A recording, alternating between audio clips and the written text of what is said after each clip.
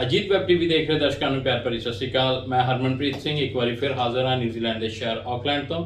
ਤੇ ਇਸ ਟਾਈਮ ਜੇ ਨਿਊਜ਼ੀਲੈਂਡ ਦੀ ਗੱਲ ਕਰੀਏ ਤਾਂ ਨਿਊਜ਼ੀਲੈਂਡ ਦੇ ਵਿੱਚ ਕਰੋਨਾ ਦੀ ਤੀਜੀ ਲਹਿਰ ਦਾ ਜਿਹੜਾ ਸਮਾਂ ਹੈ ਉਹ ਚੱਲ ਰਿਹਾ ਹੈ ਤੇ ਨਿਊਜ਼ੀਲੈਂਡ ਦੇ ਵਿੱਚ ਡੈਲਟਾ ਵੇਰੀਐਂਟ ਆਉਣ ਤੋਂ ਬਾਅਦ ਤਾਲਾਬੰਦੀ ਹੈ ਜਿਹੜੀ ਉਹ ਕੀਤੀ ਗਈ ਸੀ। ਇਸ ਟਾਈਮ ਤਾਲਾਬੰਦੀ ਦਾ ਦੌਰ ਘਟਦਾ ਪੂਰੇ ਦੇਸ਼ ਵਿੱਚ ਪੱਧਰ 2 ਔਰ ਆਕਲੈਂਡ ਦੇ ਵਿੱਚ ਪੱਧਰ 3 ਤੇ ਚੱਲ ਰਿਹਾ ਹੈ। ਜਿੱਥੇ ਕਾਰੋਬਾਰ ਬੰਦ ਹੈ ਉੱਥੇ ਹੀ ਲੋਕ ਆ ਜਿਹੜੇ ਆਪਣੇ ਘਰਾਂ ਵਿੱਚ ਰਹਿ ਰਹੇ हैं तो करोना की इस तीजी लहर ਨੂੰ भी जल्दी खत्म करना चाहते हैं। तो इस समय के दौरान ही न्यूजीलैंड इमीग्रेशन वालों एक वड्डी खुशखबरी प्रवासियों ਲਈ ਦਿੱਤੀ गई है ਜਿਹਦੇ ਵਿੱਚ 1,65,000 प्रवासी है ਜਿਹੜੇ ਉਹਨਾਂ ਨੂੰ ਨਿਊਜ਼ੀਲੈਂਡ ਦੀ ਰੈਜ਼ੀਡੈਂਸੀ ਵੀਜ਼ਾ ਜਿਹੜਾ ਉਹ ਦਿੱਤਾ ਜਾ ਰਿਹਾ ਹੈ। ਤੇ ਨਿਊਜ਼ੀਲੈਂਡ ਸਰਕਾਰ ਵੱਲੋਂ ਨਿਊਜ਼ੀਲੈਂਡ ਇਮੀਗ੍ਰੇਸ਼ਨ ਵਿਭਾਗ ਵੱਲੋਂ ਇਹ ਖੁਸ਼ਖਬਰੀ ਦੇਣ ਤੋਂ ਬਾਅਦ ਨਿਊਜ਼ੀਲੈਂਡ ਦੇ ਪ੍ਰਵਾਸੀਆਂ ਵਿੱਚ ਇੱਕ ਖੁਸ਼ੀ ਦੀ ਲਹਿਰ ਹੈ ਜਿਹੜੀ ਉਹ ਪਾਈ ਜਾ ਰਹੀ ਹੈ। ਤੇ ਇਹਦੇ ਵਿੱਚ ਉਹਨਾਂ ਵੱਲੋਂ ਕੁਝ ਹਦਾਇਤਾਂ ਜਿਹੜੀਆਂ ਰੱਖੀਆਂ ਕੁਝ ਸ਼ਰਤਾਂ ਜਿਹੜੀਆਂ ਉਹ ਰੱਖੀਆਂ ਗਈਆਂ ਉਹ ਕੀ ਹੈ ਤੇ ਉਹਦੇ ਬਾਰੇ ਕੌਣ ਅਪਲਾਈ ਕਰ ਸਕਦਾ ਹੈ, ਕਿਹਨੂੰ ਵੀਜ਼ਾ ਮਿਲ ਸਕਦਾ ਹੈ, ਰੈਜ਼ੀਡੈਂਸੀ ਲਈ ਕੌਣ ਐਲੀਜੀਬਲ ਹੈ, ਕੌਣ ਅਰਜ਼ੀ ਲਗਾ ਸਕਦਾ ਹੈ, ਉਹ ਸਾਰਾ ਕੁਝ ਜਾਣਨ ਦੇ ਲਈ ਸਾਡੇ ਨਾਲ ਮੌਜੂਦ ਨੇ ਰਾਜਪ੍ਰਦੀਪ ਜੀ। ਤੇ ਰਾਜਪ੍ਰਦੀਪ जी पहला अजीत वैब टीवी ਤੇ ਤੁਹਾਡਾ ਸਵਾਗਤ है। Thank you very much and Sat Shri Akal to all your viewers. Harman ji, जितने भी अजीत वेब टीवी इंडिया में बैठे हमें देख रहे हैं या वर्ल्ड में देख रहे हैं, सबको एक बड़ी ही खुशी का मौका है जो कल 30 सितंबर को न्यूजीलैंड के इमिग्रेशन मिनिस्टर ऑनरेबल क्रिस फफोई ने दिया है। वो है वन ऑफ रेजिडेंस वीज़ा। हम उसे बोल रहे हैं कि भी ये पेंडेमिक में जो रिलीफ दिया है, वर्ल्ड वाइड जो कम्युनिटी है, माइग्रेंट कम्युनिटी जो न्यूजीलैंड में काम कर रही है, अराउंड 165,000 पीपल ये इससे बेनिफिट होंगे। इनको एक वन ऑफ रेजिडेंस अनाउंस की गई है। ये अभी मिनिस्टर की रिलीज है, अभी ये कोई पॉलिसी चेंज नहीं है, कोई लॉ नहीं बना अभी, जो आने वाले 1-2 महीने में लॉ या पॉलिसी उसकी बनेगी और फिर ये उसका बताएंगे कि ये लोग प्रोसेस कैसे करेंगे। तो लेकिन बहुत बड़ी न्यूज़ है ये न्यूजीलैंड के अंदर अभी।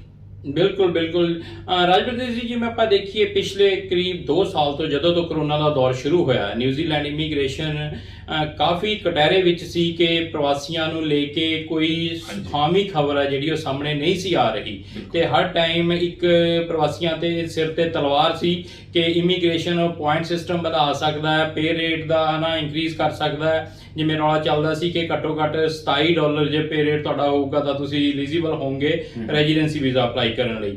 ਪਰ ਇੱਕਦਮ ਇਹ ਆਪਾਂ ਕਹਿ ਲਈਏ ਵੀ ਨਿਊਜ਼ੀਲੈਂਡ ਇਮੀਗ੍ਰੇਸ਼ਨ ਨੇ ਜਾਂ ਨਿਊਜ਼ੀਲੈਂਡ ਦੀ ਲੇਬਰ ਗਵਰਨਮੈਂਟ ਜਸਿੰਡਾ ਗਵਰਨਮੈਂਟ ਨੇ ਯੂ ਟਰਨ ਮਾਰਦੇ ਹੋਏ ਸਾਰਿਆਂ ਨੂੰ ਹਨਾ ਇੱਕਦਮ 1,65,000 ਦੇ ਕਰੀਬ ਪ੍ਰਵਾਸੀਆਂ ਨੂੰ ਰੈਜ਼ੀਡੈਂਸੀ ਦੇਣ ਦਾ ਐਲਾਨ ਹੈ ਜਿਹੜਾ ਉਹ ਕਰ ਦਿੱਤਾ ਹੈ। ਤੇ ਜਿਵੇਂ ਤੁਸੀਂ ਦੱਸਿਆ ਕਿ ਇਹ ਹਜੇ ਐਲਾਨ ਹੈ ਤੇ ਇਹਦੇ ਅੱਗੇ ਕੀ ਵਿੱਚੋਂ ਨਿਕਲਦਾ ਉਹ ਪਤਾ ਲੱਗੂਗਾ। ਤੇ ਇਹਦੇ ਵਿੱਚ ਕਿਹੜੀਆਂ ਸ਼ਰਤਾਂ ਜਿਹੜੀਆਂ ਰੱਖੀਆਂ ਗਈਆਂ ਉਹ ਜ਼ਰੂਰ ਸਾਡੇ ਦਰਸ਼ਕਾਂ ਨੂੰ ਇੱਕ ਵਾਰੀ ਦੱਸਿਓ। बिल्कुल, देखो एक तो ये वन ऑफ रेजिडेंस वीज़ा है, ये लोग जान लें, देख लें। इसका स्किल्ड माइग्रेशन पॉलिसी जो इन्होंने बोला था हम चेंज करेंगे, उससे कोई रिलेशन नहीं है। वो पॉलिसी इन्होंने जुलाई 2022 तक एक्सटेंड कर दी है, तब वो बताएंगे। अब जो न्यूजीलैंड के अंदर लोग हैं वो सबसे बड़ी बात है जो 29 सितंबर 2021 को जो न्यूजीलैंड के अंदर है ये पॉलिसी उन पे लागू होती है। आगे जो उन्होंने दिया है कि 29 सितंबर को हो तो उस टाइम फिर आपके कौन से वीज़े होने चाहिए। उस टाइम अगर आपके पास ओपन वर्क वीज़ा है, एसेंशियल स्किल्स वर्क वीज़ा है या स्किल्ड माइग्रेशन के अंदर आपके वो डिपेंडेंट स्किल्ड माइग्रेशन के वीज़ाज हैं। एसेंशियल स्किल्स में मिड स्किल या लो स्किल वीज़ा भी हो सकता है। आपका वर्क टू रेजिडेंस वीज़ाज हैं, इसमें सिल्वर फन वीज़ाज हैं। साथ में सेक्शन 61 भी इन्होंने डाला है कि जो लोग ओवर स्टे थे, जिनको वीज़ा मिल चुका है बट उनका टाइम है जो 6 महीने से ज़्यादा ओवर स्टे नहीं है, वो लोग इसमें क्वालिफाई करेंगे। अब इसकी शर्तें क्या हैं, इसमें 3 तरीके से दिया है। जो लोग न्यूजीलैंड में 3 साल से पिछले 3 साल से रह रहे हैं, मतलब डेट अगेन 29 सितंबर 2018 वाले दिन या उससे पहले वो न्यूजीलैंड में आए हैं, 3 साल रहे हैं, उस 3 साल के अंदर भी 821 डेज हैं अगर आप रहे हो तो आप क्वालिफाई करोगे। तो इस रेजिडेंस वीज़ा की खासियत ये क्या है, जैसे पंजाबियों के अंदर सबसे ज़्यादा जो होता है कि भी आर्ट्स की रिक्वायरमेंट नहीं है, इंग्लिश की रिक्वायरमेंट नहीं है। तो हरमान आप एक बार इस चीज़ को अपने पंजाबी दर्शकों को एक्सप्लेन कर दो कि भी इंग्लिश की रिक्वायरमेंट इसमें बिल्कुल भी नहीं है। बिल्कुल प्रदीप जी, जिवें तुसीं इंग्लिश रिक्वायरमेंट की गल कीती है, काफ़ी सारे कल तो जदों तो आई है न्यूज़ उस तो बाद काफ़ी सारे ਜਿਹੜੇ ਪੰਜਾਬੀ ਆ ਉਹ ਫੋਨ ਕਰਕੇ ਇਹ ਚੀਜ਼ ਪੁੱਛ ਵੀ ਰਹੇ हैं आईलेट्स ਕਿਉਂਕਿ वो कुछ ਆਈਲੈਟ बोलते हैं। ਹਾਂ ਆਈਲੈਟਸ ਜੋ ਹੈ ਉਹਦੇ ਵਿੱਚ ਜਿਵੇਂ ਪਹਿਲਾਂ ਰਿਕੁਆਇਰਮੈਂਟ ਸੀ 6.5 ਬੈਂਡਸ ਹਨਾ ਹਾਂਜੀ, ਤੁਸੀਂ ਪੀਆਰ general। ਲਈ ਉਹ ਤੁਹਾਨੂੰ ਲੈਣੇ ਪੈਣੇ ਸੀ ਚਾਹੇ ਤੁਹਾਡਾ ਤੁਸੀਂ ਮੇਨ ਐਪਲੀਕੈਂਟ ਹੋ ਤੇ ਜੇ ਤੁਸੀਂ ਨਾਲ ਸਪਾਊਸ ਹੋ ਤਾਂ ਵੀ ਤੁਹਾਨੂੰ ਇੱਕ ਆਈਲੈਟਸ ਦਾ ਪੇਪਰ ਆ ਉਹ ਦੇਣਾ ਪੈਂਦਾ ਸੀ Correct।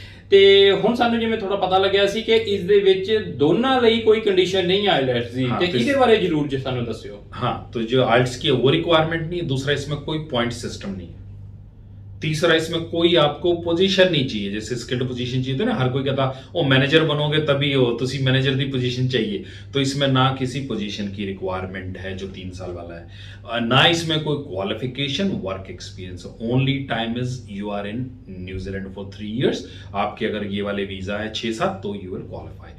सेकंड इसमें है कि अगर आप 3 साल से नहीं हो कोई बात नहीं, अगर आपका जो एसेंशियल स्किल्स वीजा है वो मिड स्किल वाला है, $27 पर आवर ले रहे हो कोई बात नहीं तो भी वो कर सकते हैं, बट उसमें आपका फिर लिमिट टाइम नहीं है यहाँ पे कि भी 3 साल से रह रहे हो या नहीं।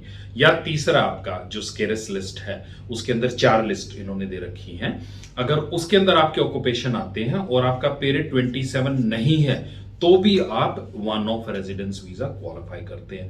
अब लोग पूछते हैं सर इसमें वो कौन सी पोजीशंस हैं, जस्ट मैं ब्रीफली बता दूं, जैसे जो long term skill shortage list है उसके अंदर वो हैं जिन पे पहले वर्क टू रेजिडेंस लगती थी या एक्स्ट्रा पॉइंट्स मिलते थे अंडर स्किल्ड कैटेगरी, उसके अंदर doctors, engineers, IT professional, construction के सिविल इंजीनियर्स वगैरह वो होते थे। साथ में इसमें शेफ की पोजीशन थी, डीजल मैकेनिक है एंड इलेक्ट्रिशियन, तो इन लोगों को मिलता था। दूसरा है रजिस्टर्ड ऑक्यूपेशन जिसके अंदर नर्स, ईसी टीचर्स हैं, डेंटिस्ट हैं, डेंटल टेक्नीशियन है, कार्डियोप्रैक्टर है, जिन ऑक्यूपेशन में रजिस्ट्रेशन चाहिए वो लोग क्वालिफाई करेंगे।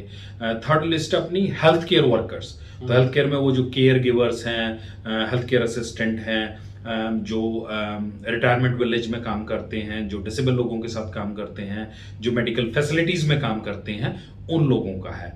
जो चौथा सेक्टर है जिसमें हमारे कम्युनिटी के बहुत सारे लोग बेनिफिट होंगे, जिनको फायदा होगा, वह प्राइमरी इंडस्ट्री। अब लोग कहते हैं प्राइमरी इंडस्ट्री क्या है, तो उसके अंदर है आपका पूरा हॉर्टिकल्चर सेक्टर, पूरा फार्मिंग सेक्टर। अब हॉर्टिकल्चर में बोलूं जो ऑर्चर्ड वर्कर काम कर रहे हैं, जिनको आप खेती-बाड़ी कहते हैं, खेती, हाँ, ऑर्चर्ड वर्कर जो सिर्फ पिकिंग, प्रूनिंग, मेंटेनेंस का काम करते हैं, वो लोग भी क्वालिफाई कर रहे हैं इसमें, अगर वो इस इंडस्ट्री में काम कर रहे हैं, एसेंशियल स्किल्स वीजा या ओपन वर्क वीजा पे वो लोग काम कर रहे हैं वहां पे। दूसरा उसके अंदर है जो फ्रूट एंड वेजिटेबल ग्रोवर्स हैं या जो उनके साथ काम करते हैं, चाहे वो टेक्निकल पोस्ट है चाहे वो लेबर की पोस्ट है, उनमें है। तीसरा है आपके जो ग्लास हाउस में काम करते हैं, जब वेजिटेबल ग्रो होती है, जैसे अपना टमाटो ग्रोइंग है, कुकुम्बर ग्रोइंग है, यू नो ब्रोकली है, तो जो ग्लास हाउस में काम करते हैं, ग्लास हाउस वर्कर्स, वो लोग भी हैं। साथ में फ्रूट एंड वेजिटेबल जहाँ पैकिंग होती है, सैलड पैकिंग्स होती हैं, वो वाले लोग भी हैं। दूसरा जो जहाँ पे फूड की मैन्युफैक्चरिंग है, जैसे नमकीन बनती है, मिठाई बनती है, समोसे बनते हैं, जो लोग पैक करके भेजते हैं, ਬਿਲਕੁਲ ਜਿਵੇਂ ਤੁਸੀਂ ਮਠਿਆਈ ਦੀ ਗੱਲ ਕੀਤੀ ਹੈ ਤੇ ਜਿਵੇਂ ਆਪਣੇ ਆ ਬਹੁਤ ਸਾਰੀਆਂ ਇੰਡੀਅਨ ਪੰਜਾਬੀ ਦੁਕਾਨਾਂ ਜਾਂ ਗੁਜਰਾਤੀ ਦੁਕਾਨਾਂ ਇੱਥੇ ਮਠਿਆਈ ਦੀਆਂ ਹੈਗੀਆਂ ਤੇ ਉਹਨਾਂ ਤੇ ਕੰਮ ਕਰਨ ਵਾਲੇ ਵੀ ਵੀਜ਼ੇ ਦੇ ਲਈ ਐਲੀਜੀਬਲ ਹੋਣਗੇ। बिल्कुल, और इसमें कोई रिक्वायरमेंट $27 नहीं, मिनिमम $20 से ऊपर उनकी पेमेंट होनी चाहिए, मिनिमम और मोर देन $20 ये लोग हैं। साथ में फिर जो बुचरी साइट्स के हैं, यू नो कुक हैं, वो सारे आ रहे हैं। फिर प्रोडक्शन एंड मैन्युफैक्चरिंग के जितने मशीन ऑपरेटर्स हैं, मतलब ये सारे आप देखो जो एसेंशियल सर्विसेज हैं, गवर्नमेंट ने उसको बेनिफिट किया है। नॉट ओनली एम्प्लॉयर्स, जो एम्प्लॉय काम कर रहे हैं, जैसे मैं बता रहा हूँ, ये जो स्किल लेवल है ये 4 और 5 के हैं, जो स्किल्ड नहीं है, जिनको कभी भी पीआर नहीं मिलनी थी न्यूजीलैंड में, ये 20 इयर्स के बाद जो लेबर का सेकंड, एक बार ईयर 2000 में किया था लेबर गवर्नमेंट ने, जब एमनेस्टी की थी, पाथवे दिया था। एक अब ये 2021 सितंबर में जो ऑनरेबल मिनिस्टर हैं इमिग्रेशन के क्रिस फोई, या हमारी जो honourable minister prime minister Jacinda Ardern, जो इन्होंने माइग्रेंट कम्युनिटी को ऑनर किया है, इसके लिए बहुत सारे हमारे माइग्रेंट कम्युनिटी लीडर्स ने यू नो स्ट्रगल किया गवर्नमेंट के साथ, चाहे उन्होंने अपोजिशन की या अपने सबमिशन किए या गवर्नमेंट से बात की, या विद इन लेबर टीम ने जो ये काम किया है, लेबर मेंबर ऑफ पार्लियामेंट या साउथ ऑकलैंड के जो मेंबर ऑफ पार्लियामेंट्स उन्होंने काम किया, उनके लिए बहुत अच्छा था कि जो ये ऑल एसेंशियल वर्कर्स हैं, इसके अंदर जो ट्रक ड्राइवर्स ईयर्स हैं वो भी सारे हैं, if you are working on that 27 or more than 3 year, तो ये वाली सारी पोजीशंस ये क्वालिफाई करेंगी। साथ में इसके अंदर फिर आता है जो ये 3 तरह के मैंने बताए वीज़ाज बता दिए कि भी अब इमिग्रेशन हमें कब बताएगी, क्योंकि ये तो सिर्फ प्रेस रिलीज है इमिग्रेशन मिनिस्टर की, तो आपको पता कैसे लगेगा आप क्वालिफाई करते हुए नहीं करते। तो इसके लिए एक तो ये इमिग्रेशन की वेबसाइट पे आप जाके अपनी एलिजिबिलिटी चेक कर सकते हो, वहां नहीं कर सकते तो जो इमिग्रेशन लॉयर्स हैं आप you can contact with them और you can contact us legal associates, हम भी आपको बता देंगे। और जो इसका टाइम है वो है कि अक्टूबर एंड में इमिग्रेशन की तरफ से आपको ईमेल आएगी कौन कौन एलिजिबल है या नहीं आती, again then you can contact us. तो जो टाइमलाइन दी है इन्होंने वो दी है कि एक तो 1 दिसंबर 2021 अभी 2 महीने के बाद उन लोगों की स्टार्ट हो जाएगी पहले उसमें। अब लोग पूछते हैं पहले में कौन क्वालिफाई करेगा, उसमें वो लोग क्वालिफाई करेंगे। हरमन जी आप भी एक्सप्लेन कर सकते हो कि जिनका स्किल्ड माइग्रेशन एप्लीकेशन अभी न्यूजीलैंड इमिग्रेशन में है, चाहे उस पे केस ऑफिसर अपॉइंट हुआ है या नहीं हुआ, they will be working on this. ਬਿਲਕੁਲ ਰਾਜ ਜੀ, ਮੈਂ ਤੁਹਾਡੀ ਗੱਲ ਕੱਟਣ ਲੱਗਿਆ ਸੀ, ਜਦੋਂ ਇਮੀਗ੍ਰੇਸ਼ਨ ਨੇ ਰੋਕ ਲਗਾਈ ਸੀ, ਵੀਜ਼ੇ ਰੋਕੇ ਆ, ਈਓਈ ਬੰਦ ਕੀਤੀ ਹੈ, ਉਸ ਟਾਈਮ ਬਹੁਤ ਸਾਰੇ ਇਸ ਤਰ੍ਹਾਂ ਦੇ ਪ੍ਰਵਾਸੀ ਸੀ ਜਿਹੜੇ ਆਪਣੀ ਈਓਈ ਅਪਲਾਈ ਕਰ ਚੁੱਕੇ ਸੀ ਤੇ ਉਹਨਾਂ ਨੂੰ ਕਈਆਂ ਨੂੰ ਇਨਵੀਟੇਸ਼ਨ ਆਏ ਸੀ ਜਾਂ ਨਹੀਂ ਆਏ ਸੀ, ਤੇ ਉਸ ਤੋਂ ਬਾਅਦ ਜਿਹੜਾ ਫਾਈਲਾਂ ਦਾ ਪ੍ਰੋਸੈਸ ਹੈ ਉਹ ਰੁਕ ਗਿਆ ਸੀ ਤੇ ਪੀਆਰ ਤੇ ਤਕਰੀਬਨ 1.5 ਸਾਲ ਤੋਂ ਵੱਧ ਸਮਾਂ ਹੋ ਗਿਆ ਤੇ ਪੀਆਰਾਂ ਜਿਹੜੀਆਂ ਉਹ ਨਹੀਂ ਮਿਲ ਰਹੀਆਂ ਤੇ ਇਮੀਗ੍ਰੇਸ਼ਨ ਤੇ ਰੋਕ ਲੱਗੀ ਹੋਈ ਹੈ, ਜਿਵੇਂ ਵੀਜ਼ੇ ਵਗੈਰਾ ਸਾਰੇ ਮਿਲਣੇ ਬੰਦ ਹੋਏ ਆ ਤੇ ਜਿਨ੍ਹਾਂ ਨੇ ਈਓਆਈ ਅਪਲਾਈ ਕੀਤੀ ਸੀ ਤੇ ਉਹਨਾਂ ਨੇ ਪੈਸੇ ਵੀ ਈਓਆਈ ਦੇ ਨਾਲ ਆਪਣੀ ਜਿਹੜੀ ਫੀਸ ਆ ਉਹ ਪੇ ਕੀਤੀ ਹੋਈ ਹੈ, ਤੇ ਉਹਦੇ ਬਾਰੇ ਕੀ ਹੈ ਤੁਹਾਨੂੰ ਕੋਈ ਇਨਫੋਰमेशन ਕਿ ਉਹਨਾਂ ਦੀ ਫੀਸ ਆ ਜਿਹੜੀ ਉਹ ਵਿੱਚ ਐਡਜਸਟ ਹੋਊਗੀ ਜਾਂ ਨਹੀਂ ਤੇ ਉਹਨਾਂ ਦਾ ਕੀ ਬਣੂਗਾ? बिल्कुल, तो एक तो ये है जिनके स्किल्ड माइग्रेशन एप्लीकेशन प्रोसेस में है, चाहे केस ऑफिसर अपॉइंट हुआ है या नहीं हुआ, उन लोगों का होगा 1 दिसंबर। दूसरा है जिनकी वर्क टू रेजिडेंस एप्लीकेशन है, उनका प्रोसेस होगा। थर्ड ये है जो आपने बताया जो ये 11,000 प्लस एक्सप्रेशन ऑफ इंटरेस्ट है, जिन्होंने 530 की जो फीस दी है, इसमें जो फैमिली मेंबर्स है जो उनके बच्चे हैं 17 साल से बड़े हैं, जैसे बताया कि भी 1 साल प्रोसेस इस पीआर में लगना है, तो इट मीन जिनके बच्चे 2023 में यूनिवर्सिटी में जाने हैं उन लोगों को प्रायोरिटी इस साल दी गई है। और इसमें ये बताया है कि जो ये नया जो वन ऑफ रेजिडेंस वीज़ा है इसकी एप्लीकेशन फ़ी अभी इमिग्रेशन ने फाइनल नहीं की, जब ये लोग फाइनल करेंगे अगर इसकी फ़ीस कम हुई तो आपकी फ़ीस रिफंड होगी, इसकी फ़ीस अगर ज़्यादा हुई तो आपको एक्स्ट्रा फीस देनी पड़ेगी। दूसरा जो सेकंड इसका पार्ट है वो है 1 मार्च 2022। तो जो बाकी बचे हुए हैं जिनके बच्चे 17 साल से छोटे हैं, जो लोग कपल हैं या जो लोग सिंगल हैं, उन लोगों का जो ये लोग क्वालिफाई कर रहे हैं उनका एप्लीकेशन नेक्स्ट ईयर मार्च में स्टार्ट होगी, कर सकते हैं। और जो मेन टाइम इन्होंने 1 साल प्रोसेस लिया है या ये 6 महीने का टाइम लिया, वो इसलिए लिया आपको पता है कि वर्ल्ड में इमिग्रेशन के ऑफिस बंद है, कोई ऑफिस नहीं चल रहा, सिर्फ न्यूजीलैंड में चल रहे। तो अब ये नए इमिग्रेशन ऑफिसर रिक्रूट करेंगे, टाइमलाइन करेंगे और जैसे बोला 1 साल में ट्राई करेंगे कि भी सबको जो ये 1,65,000 नंबर है, ये छोटा नंबर नहीं है, इट्स अ बिग नंबर। ये तकरीबन 4 से 5 साल का जो न्यूजीलैंड इमिग्रेशन का कोटा होता है ये इन्होंने कंप्लीट कर लिया, which is good for our community and the people who contributing during this pandemic. जो एसेंशियल वर्कर्स हैं, चाहे किसी ने पार्ट टाइम काम किया, फुल टाइम काम किया, सब लोगों को पीआर का अब एक पाथवे न्यूजीलैंड इमिग्रेशन ने दिखाया है, तो बड़ी खुशी की बात है। ਬਿਲਕੁਲ ਰਾਜ ਜੀ, ਤੁਸੀਂ ਕਾਫੀ ਡਿਟੇਲ ਦਿੱਤੀ ਹੈ ਤੇ ਇੱਥੇ ਹੀ ਮੈਨੂੰ ਇੱਕ ਕੁਐਸਚਨ ਸੀ ਕਿ ਕੁਝ ਬੰਦੇ ਜਿਹੜੇ ਮੈਂ ਕੋਈ 2012 ਚ ਆਇਆ ਜਾਂ 13 ਚ ਆਇਆ, ਉਹਨੇ ਆਪਣੀ ਸਟੱਡੀ ਖਤਮ ਕੀਤੀ, ਉਸ ਤੋਂ ਬਾਅਦ ਉਹ ਵਰਕ ਵੀਜ਼ੇ ਤੇ ਹੋ ਗਿਆ ਤੇ ਇਸ ਟਾਈਮ ਉਹ ਵਰਕ ਵੀਜ਼ੇ ਤੋਂ ਦੁਬਾਰਾ ਸਟੂਡੈਂਟ ਵੀਜ਼ੇ ਤੇ ਆ ਜਾਂਦੇ ਆ, ਉਹਨਾਂ ਨੂੰ ਅੱਗੇ ਵਰਕ ਵੀਜ਼ਾ ਨਹੀਂ ਮਿਲਦਾ, ਉਹਨਾਂ ਨੂੰ ਸਟੂਡੈਂਟ ਵੀਜ਼ੇ ਲੈਣੇ ਪੈ ਗਏ ਆ ਤੇ ਉਹਨਾਂ ਲਈ ਵੀ ਸਰਕਾਰ ਕੁਝ ਕਰ ਰਹੀ ਹੈ, ਉਹਨਾਂ ਲਈ ਵੀ ਕੁਝ ਕਿਹਾ, ਕਿਉਂਕਿ ਉਹ ਜਿਵੇਂ ਇਸ ਕੈਟਾਗਰੀ ਚ ਦੱਸਿਆ ਗਿਆ ਕਿ ਸਟੂਡੈਂਟ ਆ ਜਿਹੜੇ ਉਹਨਾਂ ਨੂੰ ਇਹਦੇ ਵਿੱਚ ਨਹੀਂ ਲਿਆ ਜਾਊਗਾ,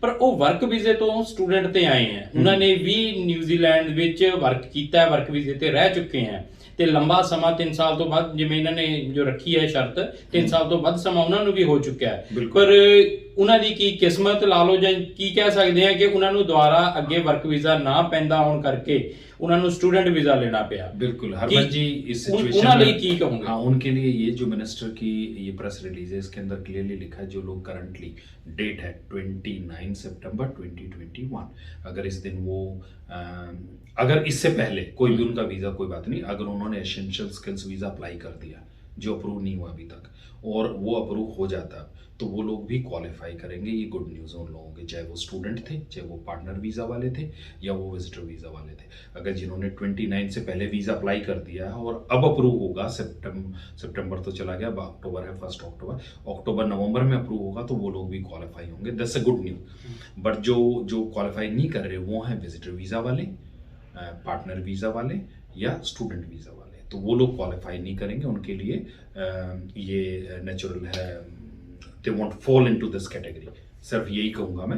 बाकी तो चलो जो 2022 के जो फिर नए रूल आएंगे जो स्किल्ड माइग्रेशन के होंगे, फिर उनको अपनी एलिजिबिलिटी उसके अंदर ट्राई करनी पड़ेगी। ਓਕੇ ਤੇ ਇਸ ਟਾਈਮ ਜੇ ਆਪਾਂ ਦੇਖੀਏ ਤਾਂ ਬਹੁਤ ਸਾਰਾ ਇੱਕ ਪ੍ਰੈਸ਼ਰ ਉਹ ਵੀ ਆਫਸ਼ੋਰ ਜਿਹੜੇ ਫਸੇ ਹੋਏ ਆ ਤੇ ਹਾਂਜੀ। ਉਹਨਾਂ ਦਾ ਵੀ ਹੈ ਤੇ ਉਹਨਾਂ ਨੂੰ ਲੈ ਕੇ ਵੀ ਆਪਣੇ ਜੇ ਆਪਾਂ ਗੱਲ ਕਰੀਏ ਖਾਸ ਕਰਕੇ ਪੰਜਾਬੀ ਕਮਿਊਨਿਟੀ ਦੇ ਵਿੱਚ ਹੀ ਗੱਲ ਕਰੀਏ ਤਾਂ ਬਹੁਤ ਸਾਰੇ ਸਾਡੇ ਪੰਜਾਬੀ ਭਾਰਤੀ ਆ ਜਿਹੜੇ ਇਸ ਟਾਈਮ ਸਟੱਕ ਆ ਬਾਹਰ ਹਨਾ ਨਿਊਜ਼ੀਲੈਂਡ ਤੋਂ ਤੇ ਪੰਜਾਬ ਵਿੱਚ ਜਾਂ ਭਾਰਤ ਵਿੱਚ ਸਟੱਕ ਆ ਜਿਹੜੇ ਤੇ ਉਹਨਾਂ ਕੋਲ ਵੈਲਿਡ ਜਿਹੜੇ ਵਰਕ ਵੀਜ਼ੇ ਨਿਊਜ਼ੀਲੈਂਡ ਦੇ ਹੈਗੇ ਆ ਉਹਨਾਂ ਦੇ ਲਈ ਸਰਕਾਰ ਕੀ ਕਰ ਰਹੀ है?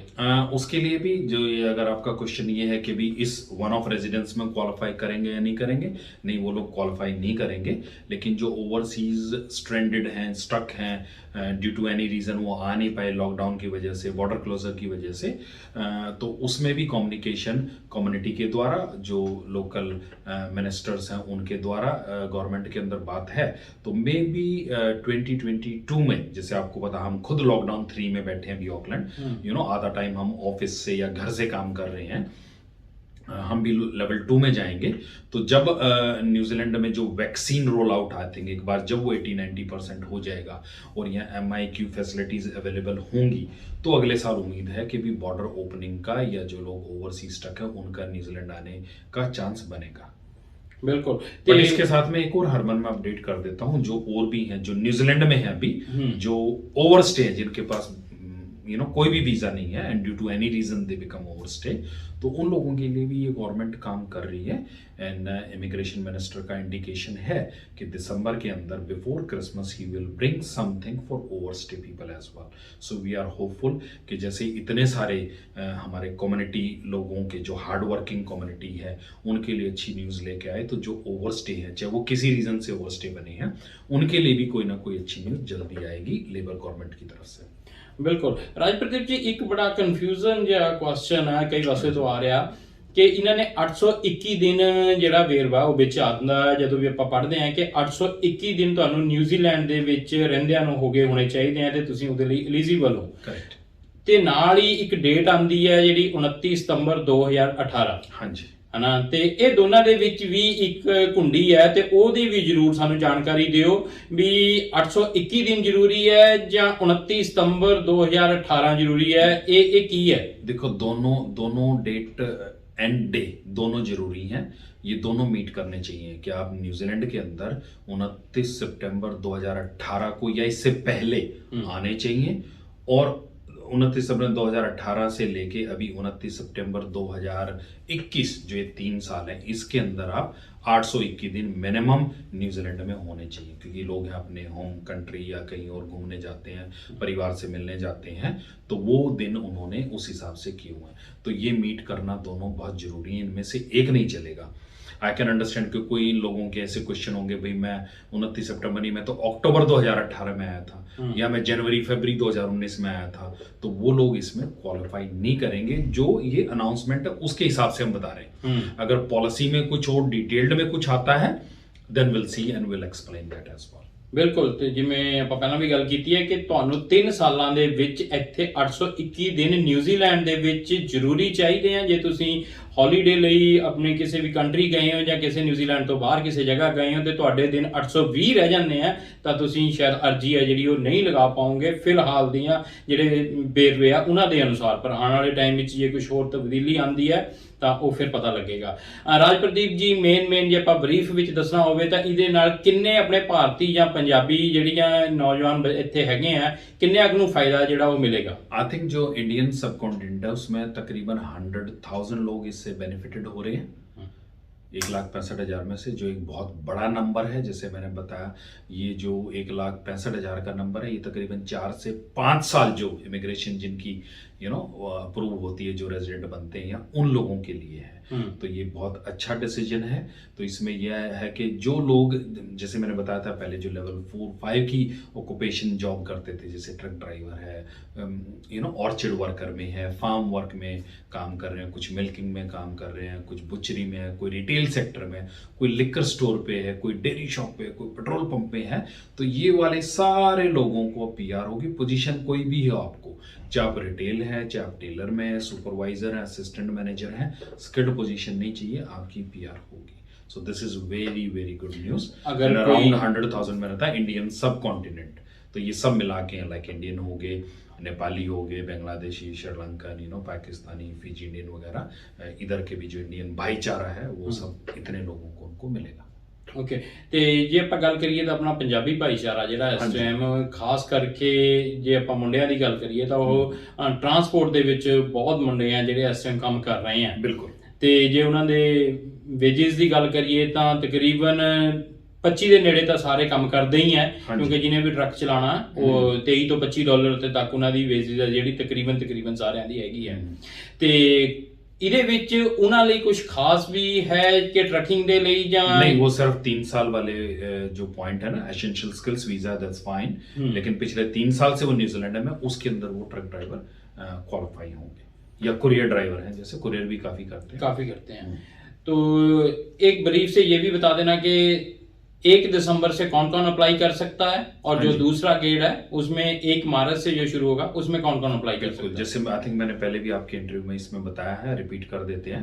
जो 1 दिसंबर को क्वालिफाई होंगे स्किल्ड माइग्रेशन कैटेगरी की करंट एप्लीकेशन, जिसमें वीज़ा ऑफिसर अपॉइंट हुए हैं या नहीं हुए, वो वाले। दूसरे होंगे वर्क टू रेजिडेंस एप्लीकेशन जिन्होंने अप्लाई की है वो। तीसरा EOI, जो 11,000 प्लस EOIs हैं, उनमें जो फैमिली हैं जिनके बच्चे 17 साल से बड़े हैं, 17 साल से बड़े, वो लोग क्वालिफाई होंगे। बाकी सब बचे हुए वो 1 मार्च 2022 विच जाएंगे, जिसमें चाहे वो सिंगल है या कपल है या फैमिली है जिनके बच्चे 17 साल से छोटे। राजप्रदीप जी, मेरा लास्ट क्वेश्चन है कि बहुत सारे अपने ਜਿਹੜੇ ਇੱਥੇ ਨੌਜਵਾਨ ਆ ਉਹ ਕੋਵਿਡ ਤੋਂ ਪਹਿਲਾਂ ਜਦੋਂ ਤਾਲਾਬੰਦੀ ਸ਼ੁਰੂ ਹੁੰਦੀ ਆ ਉਸ ਤੋਂ ਪਹਿਲਾਂ ਇੰਡੀਆ ਗਏ, ਵਿਆਹ ਕਰਵਾਇਆ, ਵਿਆਹ ਕਰਾ ਕੇ ਇੱਥੇ ਵਾਪਸ ਆ ਗਏ। ਉਸ ਤੋਂ ਬਾਅਦ ਬਾਰਡਰ ਕਲੋਜ਼ ਹੋ ਜਾਂਦੇ ਆ, ਸਪਾਊਸ ਇੰਡੀਆ ਫਸੇ ਹੋਏ ਆ, ਆਪ ਇੱਥੇ ਆ ਉਹ, ਹਨਾ, ਤੇ ਕੋਈ ਲੜਕਾ ਉੱਥੇ ਹੈ ਜਾਂ ਕੋਈ ਲੜਕੀ ਉੱਥੇ ਹੈ, ਤੇ ਜਿਨ੍ਹਾਂ ਦੇ ਸਪਾਊਸ ਯਾਨੀ ਕਿ ਇੰਡੀਆ 'ਚ ਫਸੇ ਹੋਏ ਆ ਜਾਂ ਕਿਸੇ ਵੀ ਹੋਰ ਬਾਹਰਲੀ ਕੰਟਰੀ 'ਚ ਫਸੇ ਹੋਏ ਆ, ਤੇ ਉਹਨਾਂ ਲਈ ਵੀ ਕੁਝ ਹੈ ਇਸ ਦੇ ਵਿੱਚ ਹੀ ਉਹਨਾਂ ਦੀ ਫਾਈਲ PR ਦੀ ਨਾਲ ਲੱਗ ਜੂਗੀ पूरी फैमिली की, ਜਾਂ जैसे उसमें ਉਹਨਾਂ लिखा ਨੂੰ है जो एप्लीकेंट है वो प्लस उनकी इमीडिएट फैमिली में वही है, पार्टनर्स एंड बच्चे डिपेंडेंट, तो पूरी फैमिली की PR होगी इसमें, and they can do that. अगर किसी को कोई प्रॉब्लम आती है, किसी को कोई कंसल्ट करना है, again they can call us, our office. सबसे बढ़िया तो आज की डेट में ईमेल करना ही है, क्योंकि हम लॉकडाउन में घर से काम कर रहे हैं, फ़ोन पे इतनी बात नहीं हो पाती, क्योंकि जो मेरा सेक्रेटरी है या रिसेप्शन वाले वो भी घर से काम कर रहे हैं। तो ईमेल करोगे तो अगर हम 2 दिन में नहीं तो एटलीस्ट 1 से 2 हफ्ते में हम आपको रिप्लाई कर पाएंगे। ਬਿਲਕੁਲ। ਸੋ ਜਿੰਨੇ ਵੀ ਮੇਰੇ ਦਰਸ਼ਕ ਹੈ ਇਸ ਟਾਈਮ ਮੈਂ ਸਾਰਿਆਂ ਨੂੰ ਕਹਿਣਾ ਚਾਹੂੰਗਾ ਕਿ ਜੇਕਰ ਤੁਸੀਂ ਨਿਊਜ਼ੀਲੈਂਡ ਦੇ ਵਿੱਚੋਂ ਤੇ ਤੁਸੀਂ ਇਹਦੇ ਬਾਰੇ ਕੋਈ ਹੋਰ ਜਾਣਕਾਰੀ ਲੈਣੀ ਚਾਹੁੰਦੇ ਹੋ ਤਾਂ ਲੀਗਲ ਐਸੋਸੀਏਸ਼ਨ ਤੋਂ ਰਾਜਪ੍ਰਦੀਪ ਜੀ ਨਾਲ ਜ਼ਰੂਰ ਸੰਪਰਕ ਕਰੋ, ਤੇ ਬਹੁਤ ਵਧੀਆ ਤੁਹਾਨੂੰ ਇਹ ਜਿਹੜੀ ਸਲਾਹ ਦੇਣਗੇ। ਤੇ ਇਸ ਟਾਈਮ ਜੇ ਆਪਾਂ ਗੱਲ ਕਰੀਏ ਆਫਸ਼ੋਰ ਵਾਲਿਆਂ ਦੀ ਤਾਂ ਉਮੀਦ ਕਰਦੇ ਹਾਂ ਕਿ ਆਉਣ ਵਾਲੇ ਸਮੇਂ ਦੇ ਵਿੱਚ ਉਹਨਾਂ ਲਈ ਵੀ ਸਰਕਾਰ ਜਿਹੜਾ ਚੰਗਾ ਫੈਸਲਾ ਕੋਈ ਉਹ ਜ਼ਰੂਰ ਲੈ ਕੇ ਆਵੇਗੀ। ਸਾਡੀ ਹਮਦਰਦੀ ਉਹਨਾਂ ਦੇ ਨਾਲ ਵੀ ਹੈ, ਤੇ ਅਸੀਂ ਇੱਥੋਂ ਇਹ ਕੋਸ਼ਿਸ਼ ਵੀ ਕਰਦੇ ਰਹਾਂਗੇ ਕਿ ਜਿਹੜੇ ਵੀ ਪ੍ਰਵਾਸੀ ਸਾਡੇ ਜਿਹੜੇ ਭਾਈ ਬਾਹਰ ਫਸੇ ਹੋਏ ਆ ਕਿਸੇ ਵੀ ਦੇਸ਼ ਵਿੱਚ ਹੈ, ਉਹ ਚਾਹੇ ਭਾਰਤ ਹੈ ਜਾਂ ਹੋਰ ਕੋਈ ਵੀ ਕੰਟਰੀ ਹੈ, ਜਿਹੜੇ ਉੱਥੇ ਸਟਕ ਆ ਇਸ ਟਾਈਮ ਤੇ ਉਹਨਾਂ ਕੋਲ ਨਿਊਜ਼ੀਲੈਂਡ ਦੇ ਵੈਲਿਡ ਵੀਜ਼ੇ ਆ, ਉਹਨਾਂ ਦੇ ਲਈ ਵੀ ਸਰਕਾਰ ਕੋਈ ਚੰਗੀ ਖਬਰ ਹੈ ਜਿਹੜੀ ਉਹ ਜਲਦੀ ਲੈ ਕੇ ਆਵੇ। ਤੇ ਕਮਿਊਨਿਟੀ ਜਿਹੜੀ ਸਾਡੀ ਲਗਾਤਾਰ ਸਰਕਾਰ ਨਾਲ, ਇਸ ਕਮਿਊਨਿਟੀ ਲੀਡਰ ਜਿਹੜੇ ਸਰਕਾਰ ਨਾਲ ਇਸ ਮਸਲੇ ਤੇ ਗੱਲਬਾਤ ਕਰਦੇ ਆ, ਤੇ ਉਹਨਾਂ ਨੂੰ ਵੀ ਸਾਡੀ ਅਪੀਲ ਹੈ ਕਿ ਉਹ ਸਰਕਾਰ ਉੱਤੇ ਇਸ ਚੀਜ਼ ਨੂੰ ਲੈ ਕੇ ਪ੍ਰੈਸ਼ਰ ਹੈ ਜਿਹੜਾ ਉਹ ਬਣਾਈ ਰੱਖਣ। ਸੋ ਰਾਜਪ੍ਰਦੀਪ ਜੀ, ਤੁਸੀਂ ਬਹੁਤ ਸੋਹਣੀ ਸਾਨੂੰ ਜਾਣਕਾਰੀ ਦਿੱਤੀ, ਸਾਡੇ ਦਰਸ਼ਕਾਂ ਨੂੰ ਬਹੁਤ ਚਾਨਣਾ ਦਿੱਤਾ, ਤੇ ਪਹਿਲਾਂ ਤਾਂ ਤੁਹਾਡਾ ਬਹੁਤ ਬਹੁਤ ਸ਼ੁਕਰੀਆ, ਧੰਨਵਾਦ। जी बिल्कुल हरमन जी, बिल्कुल, and thank you everyone, and बहुत बहुत मुबारक जितने भी लोग इसमें क्वालिफाई करते हैं, and thank you Harman ji and Ajit web TV, so thank you very much. सत श्री अकाल। ਸ਼ੁਕਰੀਆ। ਸੋ ਤੁਸੀਂ ਇਸ ਟਾਈਮ ਹੁਣ ਮੈਨੂੰ ਹਰਮਨ ਨੂੰ ਦਿਓ ਇਜਾਜ਼ਤ। ਹੋਰ ਖਬਰਾਂ ਲਈ ਤੁਸੀਂ ਦੇਖਦੇ ਰਹੋ ਅਜੀਤ ਵੈਬ TV। ਧੰਨਵਾਦ, ਸਤਿ ਸ਼੍ਰੀ ਅਕਾਲ। ਦੇਸ਼ ਦੁਨੀਆ ਦੀਆਂ ਤਾਜ਼ਾ ਖਬਰਾਂ ਦੇ ਲਈ ਹੁਣੇ ਪਲੇ ਸਟੋਰ ਤੋਂ ਡਾਊਨਲੋਡ ਕਰੋ ਪੰਜਾਬ ਦੀ ਆਵਾਜ਼ ਅਜੀਤ ਨਿਊਜ਼ ਐਪ। ਹੁਣ ਤੁਹਾਡਾ ਆਪਣਾ ਅਜੀਤ ਹਰ ਸੋਸ਼ਲ ਮੀਡੀਆ ਪਲੇਟਫਾਰਮ ਦੇ ਉੱਤੇ ਉਪਲਬਧ ਹੈ। ਫੇਸਬੁੱਕ ਦੇ ਉੱਤੇ ਹੁਣੇ ਲਾਈਕ ਤੇ ਫੋਲੋ ਕਰੋ ਅਜੀਤ ਦਾ ਅਫੀਸ਼ੀਅਲ ਪੇਜ ਡੇਲੀ ਅਜੀਤ ਤੇ ਹਾਂ ਨਾਲ ਹੀ ਦੋਸਤਾਂ ਨੂੰ ਪੇਜ ਲਾਈਕ ਕਰਨ ਦੇ ਲਈ ਇਨਵਾਈਟ ਕਰਨਾ ਨਾ ਭੁੱਲਣਾ। ਇੰਨਾ ਹੀ ਨਹੀਂ, ਹਿੰਦੀ ਦੇ ਵਿੱਚ ਖਬਰਾਂ ਵਾਸਤੇ ਲਾਈਕ ਤੇ ਫੋਲੋ ਕਰੋ ਸਾਡਾ ਫੇਸਬੁੱਕ ਪੇਜ ਅਜੀਤ ਸਮਾਚਾਰ ਹਿੰਦੀ। YouTube ਦੇ ਉੱਤੇ ਵੀਡੀਓ ਖਬਰਾਂ ਦੇਖਣ ਦੇ ਲਈ ਹੁਣੇ ਸਬਸਕ੍ਰਾਈਬ ਕਰੋ ਅਜੀਤ ਦਾ official YouTube channel Ajit web TV. ਤੁਹਾਡਾ ਆਪਣਾ ਅਜੀਤ ਹੁਣ ਟਵਿੱਟਰ ਤੇ ਇੰਸਟਾਗ੍ਰਾਮ ਦੇ ਉੱਤੇ ਵੀ ਉਪਲਬਧ ਹੈ। ਟਵਿੱਟਰ ਦੇ ਉੱਤੇ ਖਬਰਾਂ ਦੇ ਲਈ ਫੋਲੋ ਕਰੋ ਡੇਲੀ ਅਜੀਤ ਤੇ ਇੰਸਟਾਗ੍ਰਾਮ ਦੇ ਉੱਤੇ ਖਬਰਾਂ ਦੇ ਨਾਲ ਵੀਡੀਓ ਦੇਖਣ ਦੇ ਲਈ ਫੋਲੋ ਕਰੋ ਬਲੂ ਟਿਕ ਵਾਲਾ ਸਾਡਾ ਅਫੀਸ਼ੀਅਲ ਚੈਨਲ ਡੇਲੀ ਅਜੀਤ। ਇੰਨਾ ਹੀ ਨਹੀਂ, ਅਜੀਤ ਦੇ ਵੀਡੀਓ ਹੁਣ ਤੁਸੀਂ ਐਪਲ ਟੀਵੀ ਦੇ ਉੱਤੇ ਵੀ ਵੇਖ ਸਕਦੇ ਹੋ ਤੇ ਨਾਲ ਹੀ ਅਜੀਤ ਅਖਬਾਰ ਦਾ ਡਿਜੀਟਲ ਐਡੀਸ਼ਨ ਪੜ੍ਹਨ ਦੇ ਲਈ ਡਾਊਨਲੋਡ ਕਰੋ ਅਜੀਤ ਈ-ਪੇਪਰ ਐਪ। ਤੁਹਾਡਾ ਆਪਣਾ ਭਰੋਸੇਯੋਗ ਚੈਨਲ, ਤੁਹਾਡੀ ਆਪਣੀ ਆਵਾਜ਼, ਪੰਜਾਬ ਦੀ ਆਵਾਜ਼ ਅਜੀਤ।